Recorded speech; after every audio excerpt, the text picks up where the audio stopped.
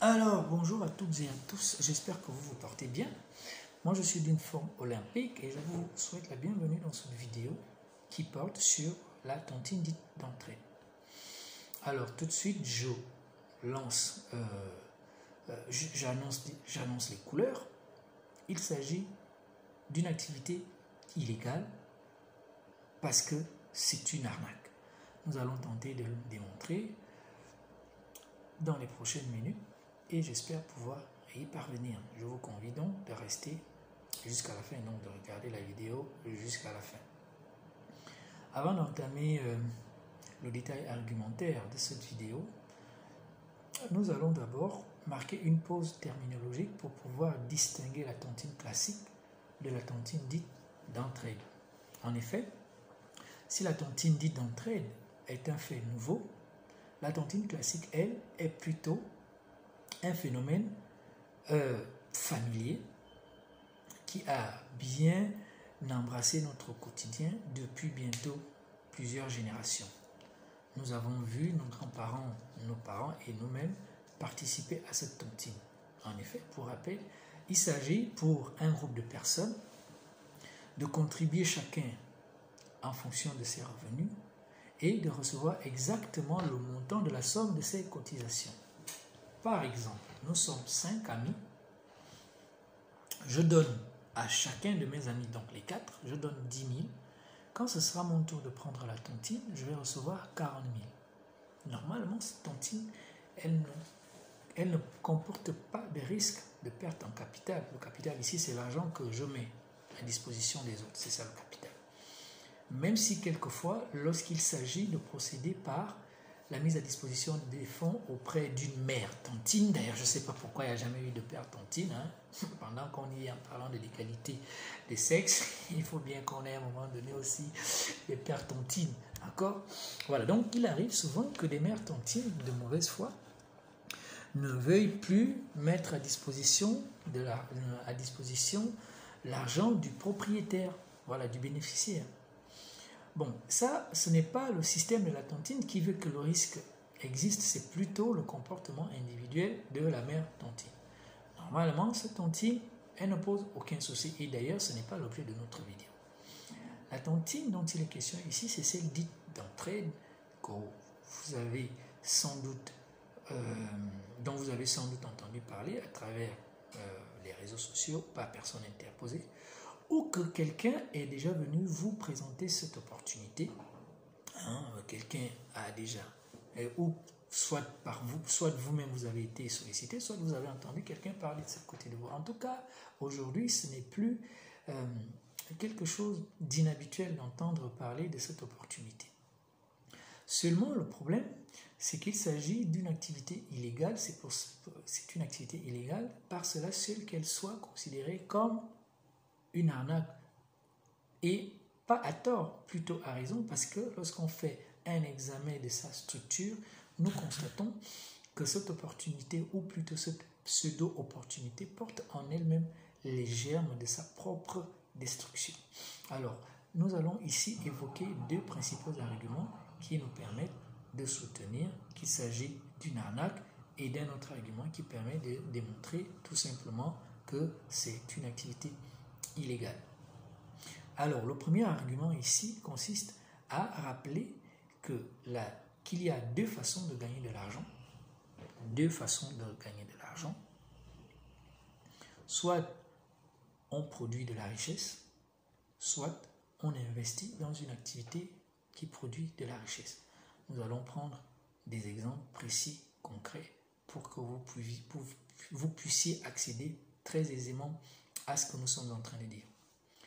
Qu'est-ce que cela produire la richesse? Je ne vais pas m'embarquer dans des définitions académiques. Non, je vais prendre un exemple concret. J'ai 10 000. Je vais acheter de la farine, de l'huile, quelques ingrédients. Je rentre à la maison. Je fais des gâteaux et des crêpes. Je les revends pour 15 000. 15 000 moins 10 000, 5 000. Donc j'ai gagné 5 000. J'ai créé de la richesse pour 5 000. En effet, nous constatons que la production, le processus de production de richesse intègre, ou plutôt convoque, la combinaison d'un certain nombre de facteurs, donc facteur travail, donc la force de travail, des matières premières ainsi que du temps. Ok? La matière première, ça va être donc la farine, l'huile et les autres ingrédients. La force de travail, c'est moi-même parce que j'ai bien écrasé ou je sais pas, j'ai bien pilé la farine, ainsi de suite. Et du temps que je mets à pouvoir réaliser mes crêpes et mes gâteaux. Donc, j'ai bien produit de la richesse, ok, dans le cadre de la production d'un produit, parce qu'il s'agit bien d'un produit, donc quelque chose de palpable. On peut aussi créer de la richesse en se livrant à une prestation de service. La prestation de service est donc le fait de fournir un service, très simplement. Prenons un exemple. Moi, Issome Sabaa, je suis associé gérant de technostructure. Je propose dans le cadre des activités de technostructure la formation Excel qui s'intitule « Devenir pro Excel en 3 étapes ». Alors, lorsqu'une entreprise me sollicite pour aller former son personnel, je vais faire une facture par exemple d'1 million en contrepartie de la connaissance que je vais mettre à la disposition du personnel. Pour mettre à disposition du personnel cette connaissance, je vais mobiliser un certain nombre de dépenses, notamment mes frais de déplacement, j'ai un bureau, je consomme un certain nombre de ressources pour pouvoir réaliser cette formation. Donc, lorsque je vais déduire de ma facture l'ensemble de ces dépenses, ce qui va rester, c'est donc la richesse que j'ai créée.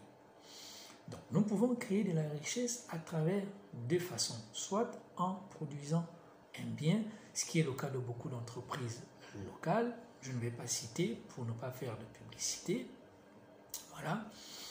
Il y a aussi donc de la prestation de services. Nous pouvons, en dehors de ce cercle vertueux de production de la richesse, intégrer un nouvel élément à ce cercle qui est bien évidemment l'investissement dans une activité de production de richesse. Je vais prendre un autre exemple concret qui n'est sans doute pas connu du plus grand public, mais on entend souvent dire des choses sans savoir pourquoi elles sont dites. On dit souvent que la banque investit ou finance la guerre. La banque finance la guerre. Malheureusement, c'est vrai, et malheureusement, nous sommes tous coupables de ce crime. Ce n'est pas une dénonciation ou une accusation contre la banque, je relève juste un fait. En effet, lorsque nous créons un compte d'épargne dans une banque ou dans une société d'investissement d'ailleurs, nous mettons à disposition de l'argent dans ce compte d'épargne. Cet argent ne reste pas endormi. La banque va l'utiliser pour aller investir dans des activités de production de richesse. Alors, pour info, et tenez-le-vous bien pour dit, une des activités les plus productives dans le circuit économique au monde, c'est bien l'industrie de la guerre. En effet, la plupart des entreprises qui fabriquent l'équipement militaire, l'armement, les bombes pour tuer des gens, font partie des entreprises parmi les plus bankable, parmi les plus rentables. Si j'ai cette information, c'est que bien évidemment, la banque a cette information, donc elle va mobiliser l'épargne de ses clients pour aller prendre des participations dans ces entreprises en contrepartie des dividendes qu'elle va percevoir, dont elle va se servir pour reverser aux épargnants les intérêts promis. C'est ce que fait la banque, c'est ce que font beaucoup de sociétés d'investissement comme BlackRock, qui n'est pas connu souvent du grand public, alors que c'est le plus grand investisseur du monde. D'ailleurs, il se dit dans des enquêtes que c'est une société d'investissement qui influence même les gouvernements. Bon, ce n'est pas le sujet. Parenthèse donc rapidement fermée. Nous venons de voir que pour créer de l'argent, il faut soit créer de la richesse, soit investir dans une activité de création de la richesse. Qu'en est-il de la tontine? Il n'en est rien, strictement rien.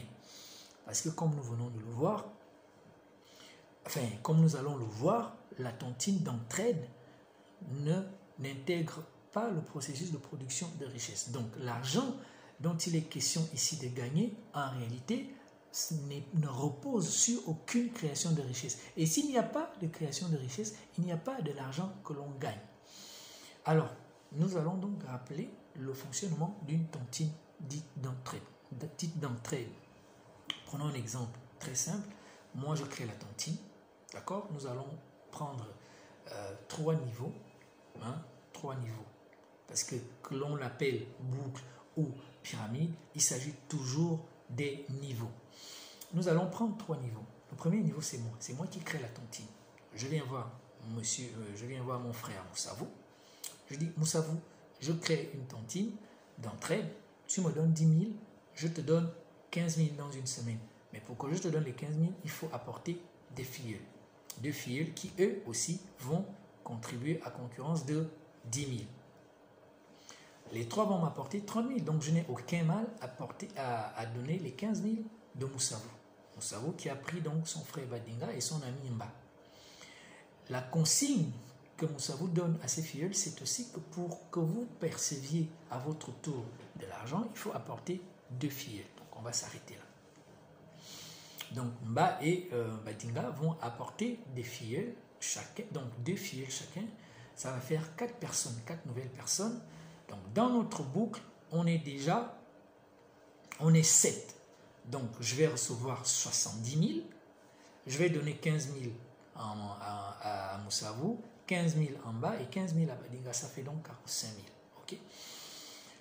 Sauf que pour que les filleuls de Badinga et de Mba gagnent de l'argent, il faut qu'eux aussi apportent des filleuls. Le problème, c'est qu'à un moment donné, on aura fait le tour de l'échantillon. Parce que l'ensemble des contributeurs de cette tontine est un ensemble fini.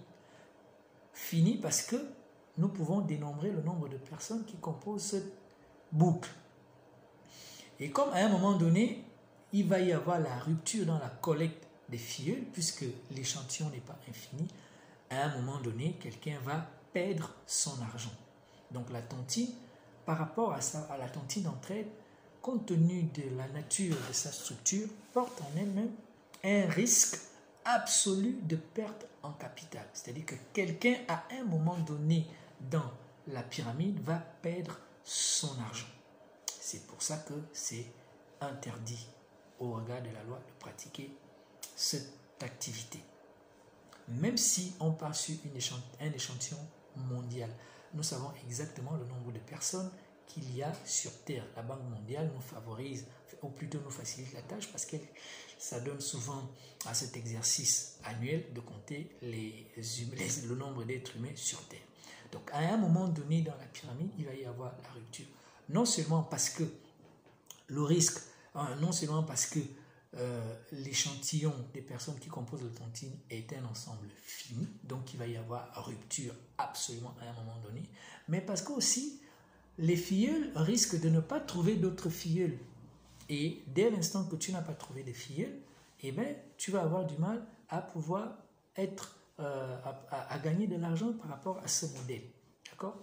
Ça, c'est une raison. Une autre raison est qu'à un moment donné, dès que dans notre boucle de 8 personnes, dès qu'un Badinga a déjà récupéré son argent, il peut sortir de la tontine, il n'est pas obligé de rester plus longtemps.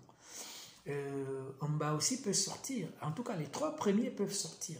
Maintenant, les derniers filleuls, qui va les rémunérer? Plus personne. Donc, eux, ils vont perdre l'argent. C'est pour ça que la question que l'on doit se poser systématiquement lorsqu'on est invité à prendre part à une tontine, c'est de dire, je suis à quel niveau de la pyramide? Le problème, c'est que tu ne pourras jamais le savoir. Tu ne pourras jamais le savoir. Et donc, tu ne sais pas si c'est toi le dernier ou pas. Du coup, quand tu vas investir dans la tontine, tu prends un gros risque de perte en capital, ce qui n'est pas forcément le cas des banques. Parce que quelqu'un a susurré que ouais, mais les banques qui ont fait faillite, ainsi. Non. La différence entre les banques ou les sociétés d'investissement et la tontine, c'est que les banques ne sont pas structurées de sorte que tu perdes ton argent, qu'il y ait un risque évident de perte en capital. Non. Ça, ce sont des cas de force majeure où il y a un cas de faillite. Et d'ailleurs, pour rappel, les banques généralement sont constituées de fonds propres. C'est rendu obligatoire par les normes, c'est rendu obligatoire par la loi. Pour constituer une banque, on va t'exiger un certain niveau de capital à mettre en place pour qu'au besoin, certains épargnants ne soient pas lésés. Bon, c'est déjà arrivé dans l'histoire que les gens soient lésés lors des crashs boursiers, par exemple JP Morgan, en 2010 ou 2009, je sais pas, je sais plus. Voilà, beaucoup d'épargnants ont perdu leur argent. Mais ce n'est pas le système bancaire lui-même, la façon dont est structurée, la façon de gagner de l'argent de la banque qui a posé problème, comme c'est le cas pour la tontine. La tontine repose sur un artifice vicieux qui, tout de suite, montre à quel point, à un moment donné, quelqu'un va forcément perdre de l'argent. Alors, pourquoi c'est illégal? Justement pour cette raison, parce qu'à un moment donné, quelqu'un va devoir perdre de l'argent et c'est considéré comme une escroquerie. Ce qui va m'amener tout de suite à rappeler la notion d'escroquerie du point de vue légal. En effet, l'escroquerie, c'est le fait de se faire remettre ou tenter de se faire remettre des biens en numéraire ou en nature par un tiers via une manœuvre frauduleuse. La manœuvre frauduleuse ici, c'est la tontine en elle-même. On sait que tout le monde ne peut pas rentrer en possession de son argent parce qu'à un moment, pour les raisons que nous avons évoquées, donc c'est pour ça que c'est considéré comme une manœuvre frauduleuse qui tente de se faire remettre de l'argent, évidemment. Quand tu viens voir des gens, c'est pour qu'ils donnent de l'argent. Donc la tontine comporte ici les différentes caractéristiques de l'escroquerie. Pour rappel, en République gabonaise, l'escroquerie est punie d'une peine d'emprisonnement qui va jusqu'à 5 ans et des amendes qui vont jusqu'à 20 millions. Maintenant que nous avons démontré que c'est une arnaque, parce que c'est illégal, il est important de rappeler dans cette vidéo qu'il y a d'autres opportunités d'investissement qu'il ne faut pas négliger, ou plutôt qu'il faut chercher à connaître. En effet, comme nous l'avons vu précédemment, si vous voulez fructifier votre argent, mettez-le dans une activité de production de richesse.